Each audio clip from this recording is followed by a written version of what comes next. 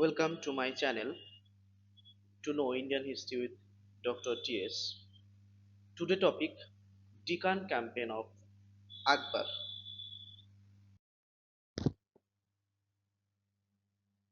Here I am discussing about the background history of the rise of Deccan state.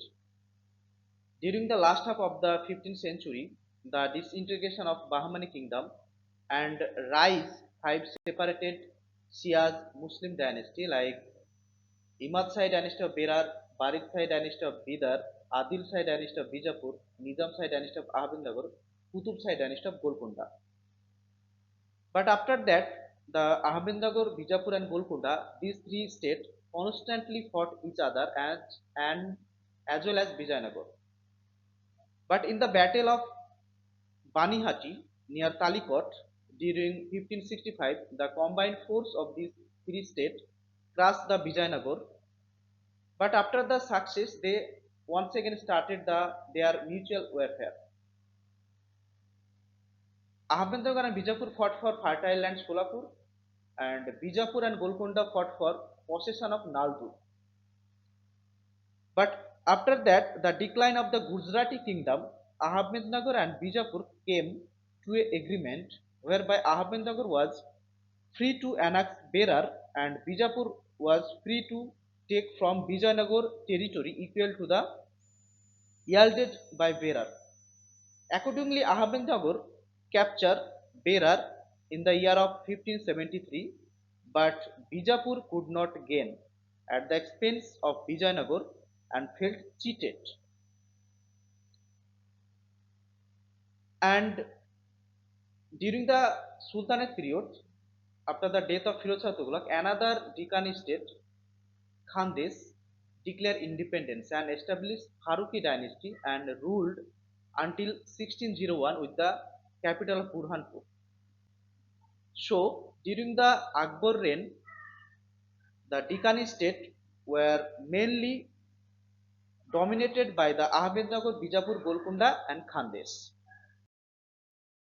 In this slide, I attach two maps. Left map identify the exact location of six important Deccan state like Ahmednagar, Bijapur, Golconda, Bidar, Berar and Khandesh. And right map identify the exact area which was conquered by the Akbar in northern India and southern India.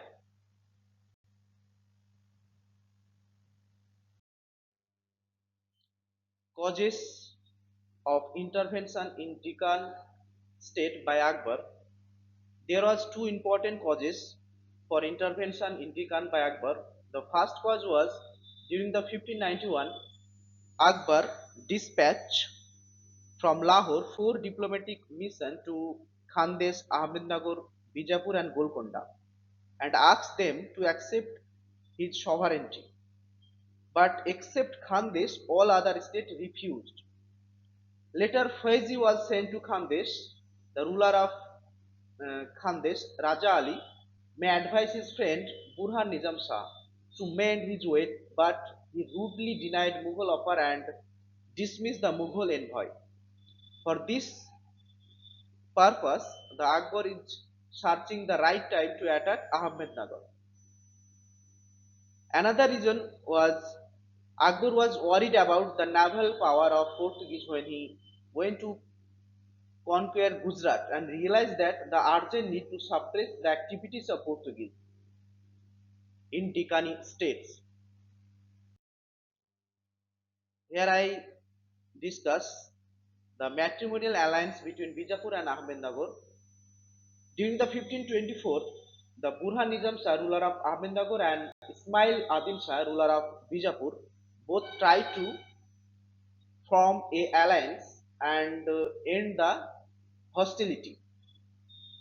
And the agree was that the sister of Ismail would be married to Burhan Nizam Shah, and Sholapur would be given to Ahmednagar as a dowry. But after the marriage, Ismail refused to hand over the Sholapur fort and his few fertile area and half Sorkas. This led the further hostility between them and Solapur being considered a matters of honor for both. Successor conflict in Ahmednagar. This is because very important for Akbar because this conflict created a situation to attack Ahmednagar. Because in 1595 the Burhan Nizam Shah, II ruler of Nizam Shah dynasty, died and succeeded by his son Ibrahim Nizam Shah. And Ibrahim Nizam Shah renewed the war with Bijapur over Solapur, but he was defeated and lost his life in the battle.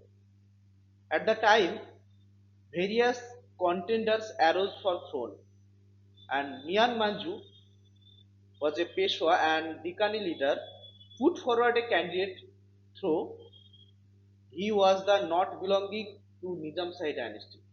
At that time, the Chad Bibi came into form.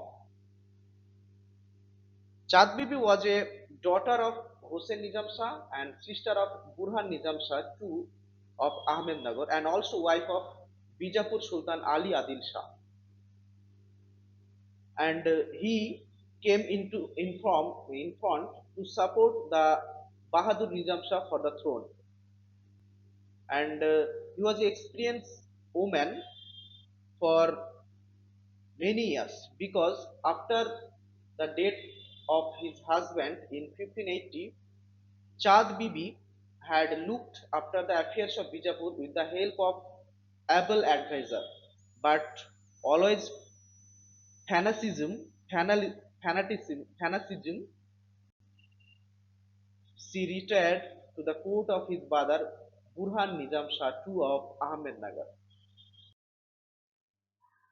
Political intervention of Akbar in Deccan state.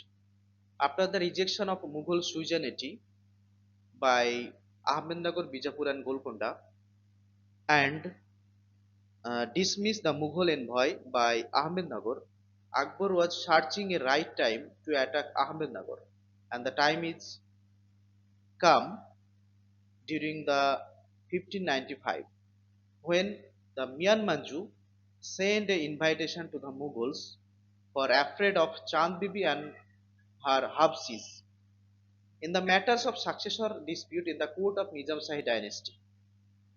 And at that time, Akbar already geared himself to invade Deccan, and for this purpose, Prince Murad was appointed as a governor for Gujarat and prepared for expedition.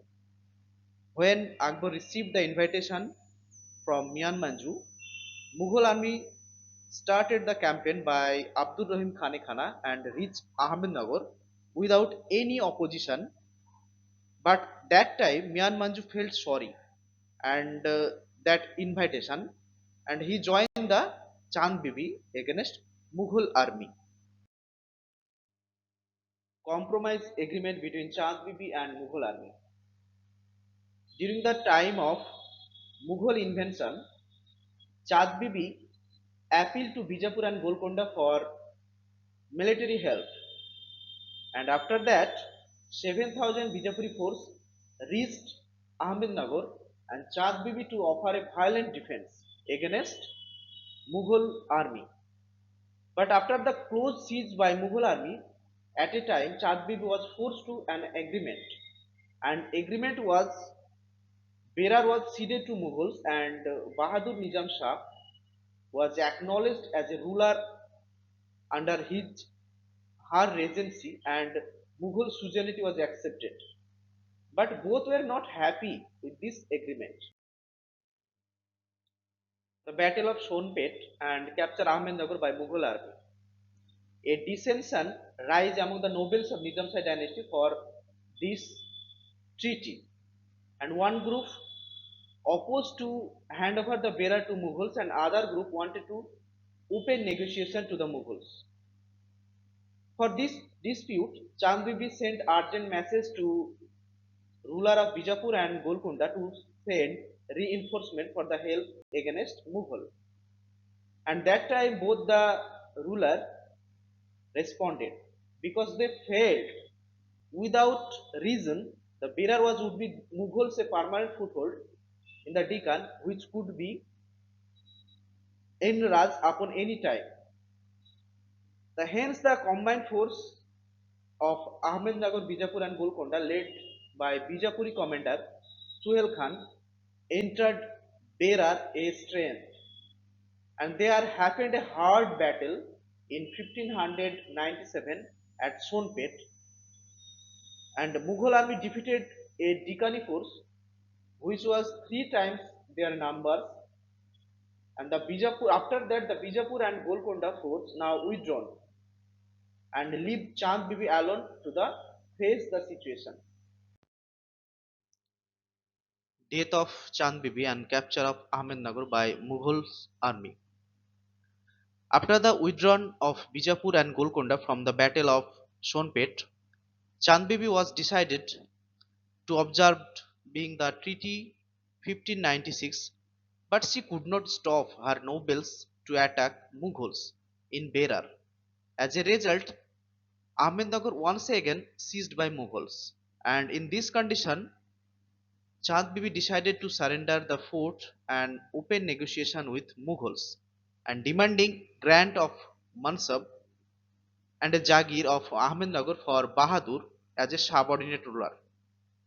But he was murdered for accused treachery, and thus the time ended the life of one of the most romantic figure in Deccani politics. And the Mughal force assaulted and captured Ahmednagar, and King Bahadur was sent to the fortress of Gwalior. A Mughal garrison was stationed in Ahmednagar, and it was included in the Shuba of Mughals. The last campaign of Akbar, Ashirgarh Fort in 1601. Ashirgarh campaign was the last military campaign of Akbar in Deccan. Miran Bahadur Shah, the ruler of Khandesh, refused to acknowledge Mughal suzerainty and took refuge in the fort, who was the son of Mughal suzerainty ruler Raja Ali. After that, Akbar marched toward Burhanpur, the capital of Khandesh, in 1599 and occupied the city. He then proceeded to lay the siege of Ashirgarh, and he felt the siege of Ashirgarh was a lengthy process.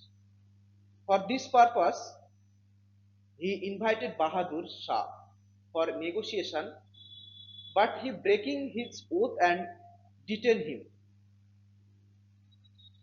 Although the Bahadur Shah surrendered to Akbar, but his general Yaqut Khan still held the fort. And after that, Akbar gained the possession of Ashirgarh through a combination of bravery and trickery. And the fort was finally conquered by Akbar in 1601 in 17 January. According to the contemporary account, Khandesh became a Mughal province after the capture of Ashirgarh. This victory marked the final phase of Akbar's expansion policy of the Mughal Empire and paved the way for future Mughal operation in the Deccan. In conclusion, we can say the conquest of Asirgarh and annexation of Khandesh, the ceding of Berar and Balaghat, and Mughal control over Ahmednagar fort and its surrounding areas were substantial achievement by Akbar. After that, Akbar appointed Daniel as a Subedar of these areas. However, the Mughals were still far from the realization of their objectives of their overlordship being accepted by all the rulers of the Deccan. For this, after the fall of Ashirgarh, Akbar once again sent envoy to the rulers of Bijapur, Golconda and Bedar to persuade them to make binding treaties of obedience, but all of them refused. After that, died of Murad and Abul Fazl and also Akbar, the Deccan campaign of Akbar remained nebulous. But We can say it marked the beginning of Mughal penetration into the Deccan, though the complete subjugation was achieved by the later Mughal like Jahangir, Shah Jahan and Aurangzeb. And lastly, the Akbar policy laid the foundation stone for the future Mughals to control over the Deccani state. Thank you viewers. If you like my video, please subscribe my channel and do like, share and comment.